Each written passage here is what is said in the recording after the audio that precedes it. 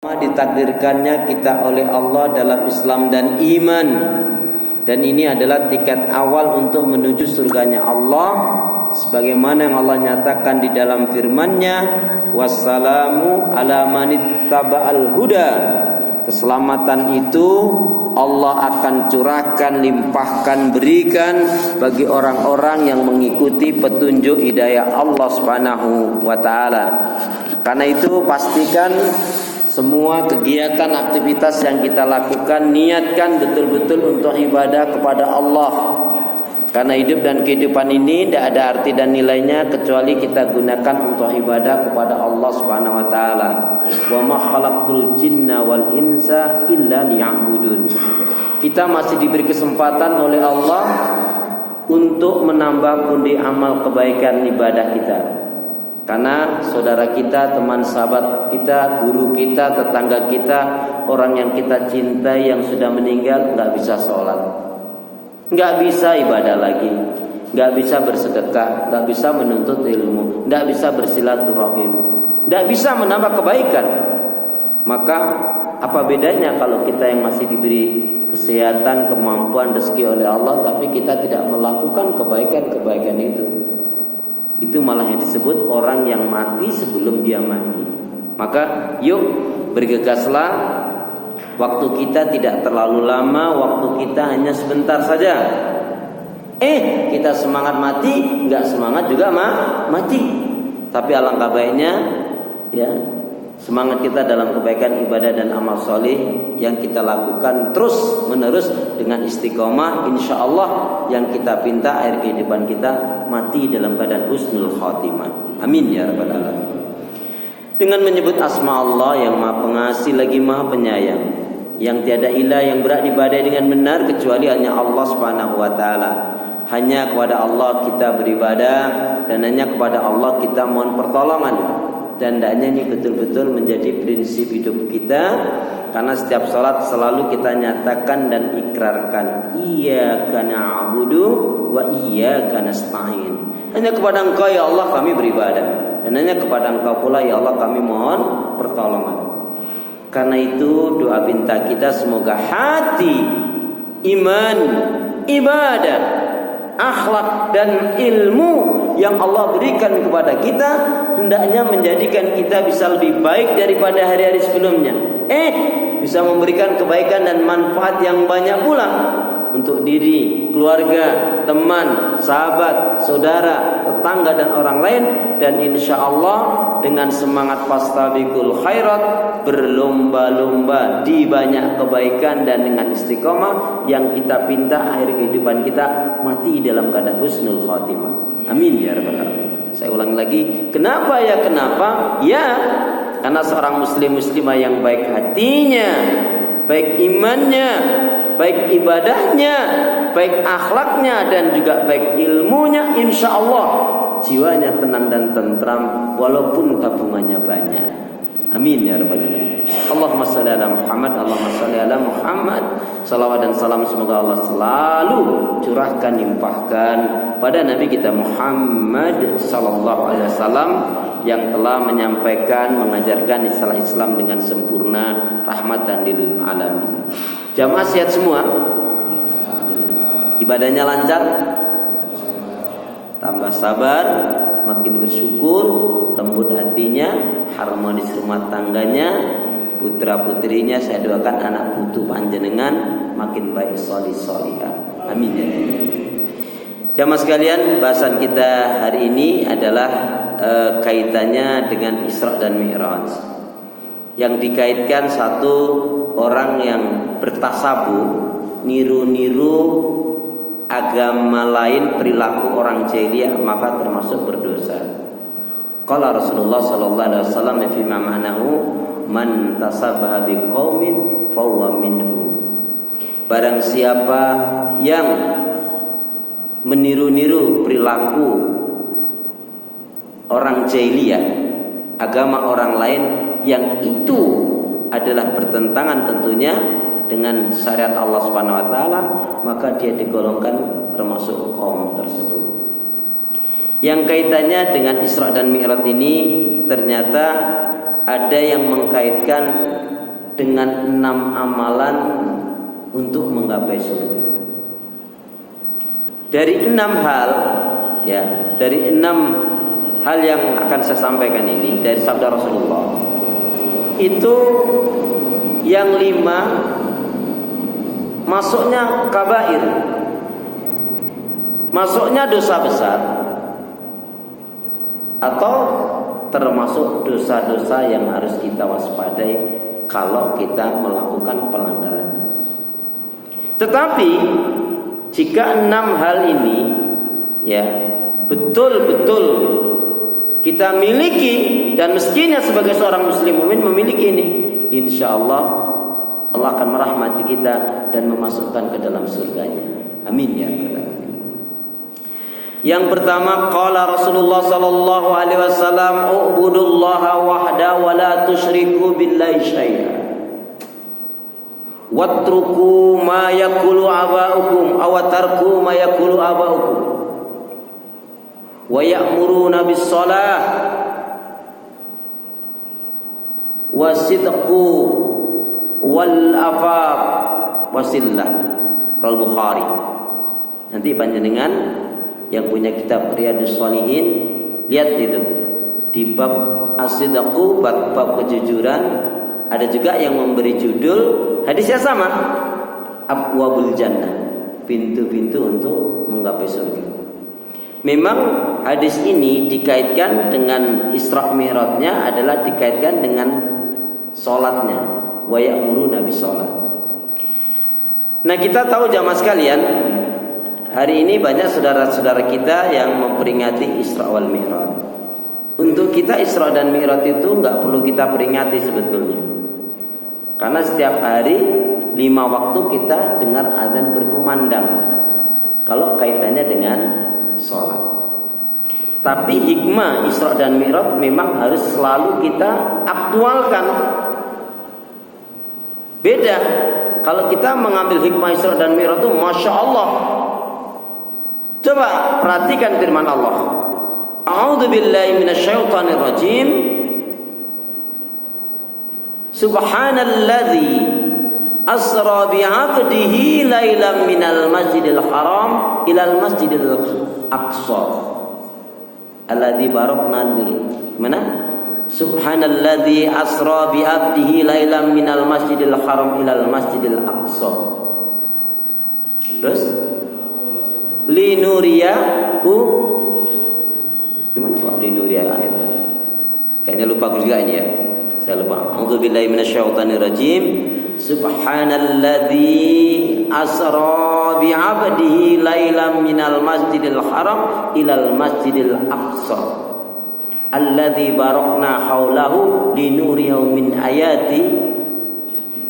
min ayatina innahu was-sami'ul basir. Dialah Allah yang memperjalankan hambanya Muhammad Rasulullah SAW dari Masjidil Haram ke Masjidil Aqsa. Lihat ayat-ayat itu. Innahu was-sami'ul basir. Dia Allah yang Maha mendengar dan Maha melihat. Salah satu sifat Allah dijelaskan dalam ayat ini, kekuasaan Allah sempurna, Allah Maha suci, Dia Allah yang memperjalankan hambanya. Di sini keyakinan tauhidnya apa Bapak jamaah sekalian? Banyak yang menurut manusia tidak mungkin, mustahil, tapi pasti bagi Allah. Berapa banyak orang yang sakit, wah ini pasti mati. Yang ngomong pasti mati, dia mati dulu. Berapa dokter yang memvonis ibu bapak nggak lama lagi nih. Oh iya ya dokter, iya. Ibu paling banter bisa 2-3 bulan juga top. Nggak tahunya dia 2 pekan kemudian mati. Banyak ini sakit nggak bisa disembuhkan, sembuh dengan izin Allah. Orang seperti kamu nggak akan mungkin bisa haji, bisa umroh, nggak mungkin. Banyak.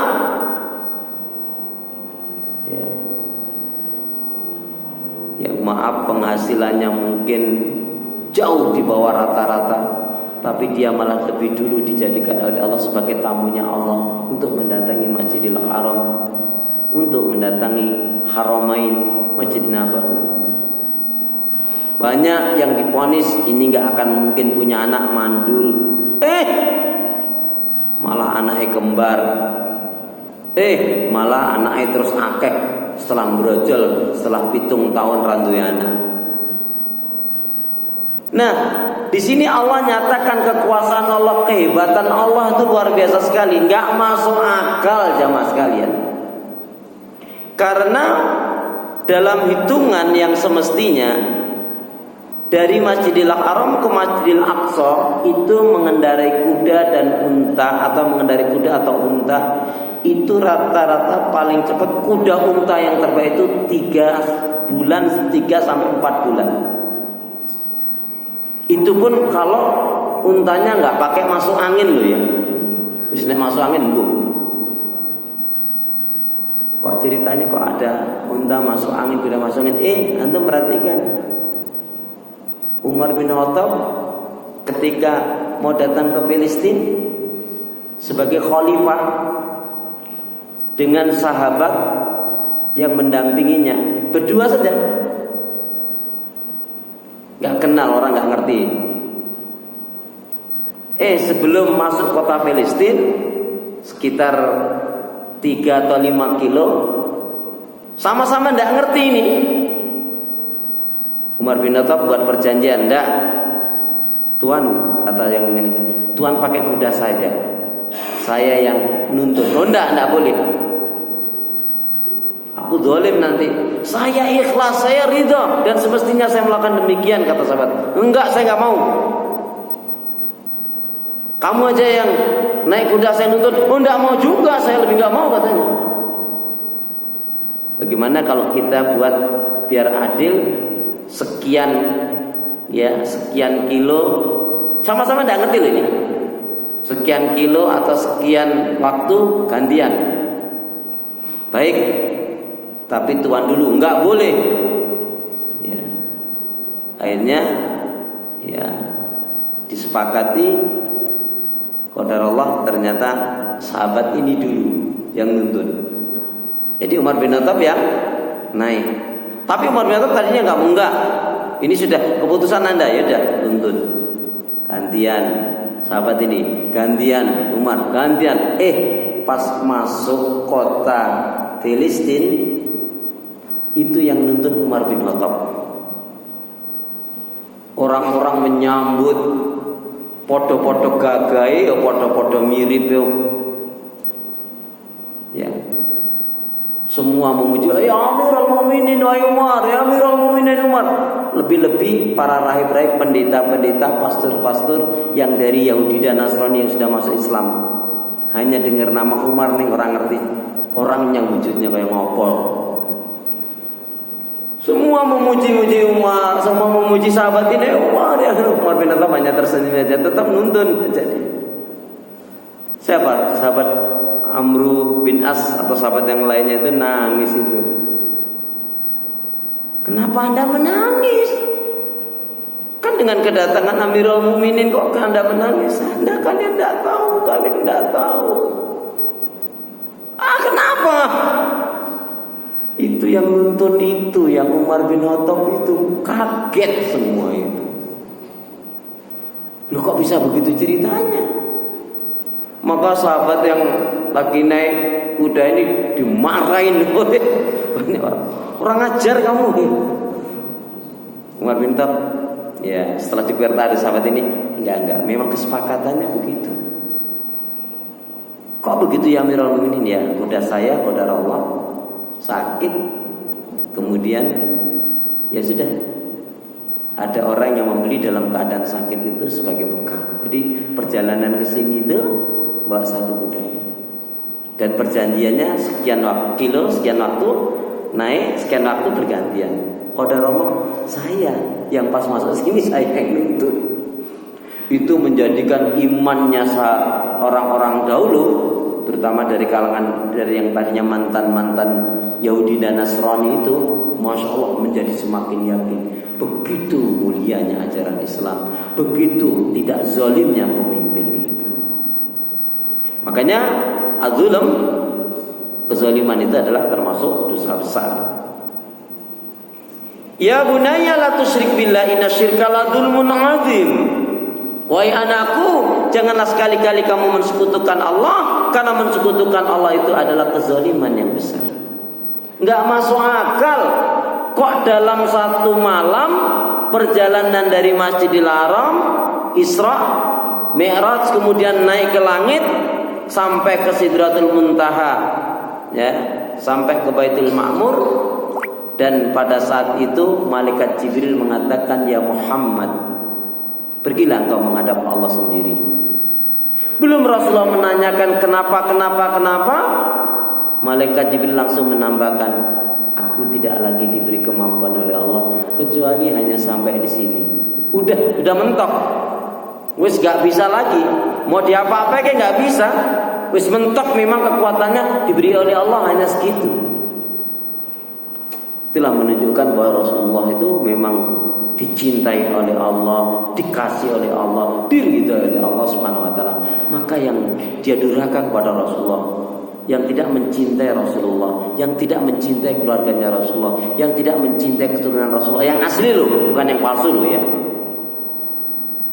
Orang ini pasti akan mendapat murkanya Allah. Allah saja yang menciptakan langit alam semesta ini sangat mencintai Rasul. Ya, singkatnya kemudian mendapatkan perintah salat. Jamaah sekalian, berarti perintah salat diambil di mana? Dari mana? Di langit ketujuh, bahkan di Sidratul Muntaha, yaitu peristiwa Isra dan Mi'raj. Sebelum subuh sudah sampai, atau waktu subuh sampai, maka Rasulullah langsung memberitahukan bahwa sesungguhnya aku dari perjalanan Isra Mi'raj ini, dari Masjidil Haram, Masjidil Aqsa, kemudian bawa perintah sholat. Itu menjadikan kesempatan orang-orang kafir menghina Rasulullah. Muhammad udah nggak waras lagi, nggak masuk akal. Gimana nemunya? Itu pulang pergi pakai kuda yang paling cepat saja bisa bolak-balik bisa 7-8 bulan mestinya. Ini satu malam. Yang ditemui pertama kali Abu Bakar. Abu Bakar, ada apa? Temenmu Muhammad sudah nggak waras. Lu kok bisa?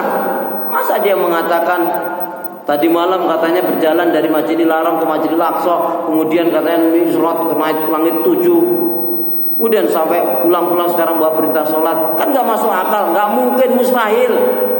Bukankah Abu Bakar sama Abu Bakar berulang kali sering ke Filistin itu?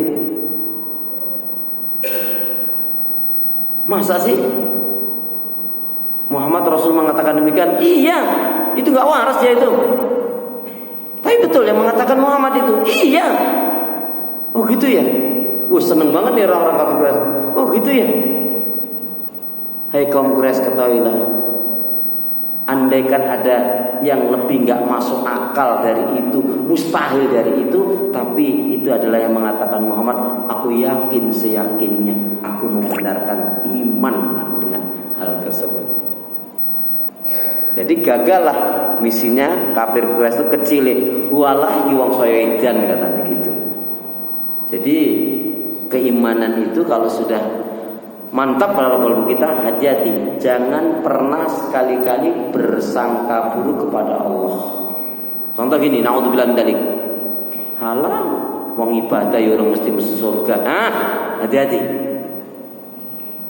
Allah tuh sayang kepada hambanya. Ana inda dzani 'abdi bi. Aku akan mengikuti sangkaan dugaan hambaku. Kalau hamba bersangka baik, aku akan tolong. Allah akan jaga, Allah akan lindungi, Allah akan berkahi, Allah akan selamatkan. Amin, gitu dong. Lama banget sih, harus jawaban dulu.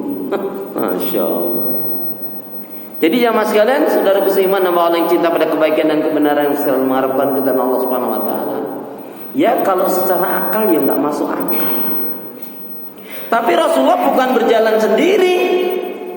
yang memperjalankan. Makanya ayatnya subhanalladzi, Allah mengajarkan tauhid kepada hambanya. Kalau logikanya, ya, kalau logika yang dipakai Kiai Haji Zainuddin MZ tentang Isra Mi'raj itu, beliau menggambarkan ada semut, ya, satu semut naik ke jasnya atau gamisnya Ustadz, ya, dari Jakarta. Ustadz ini ceramah di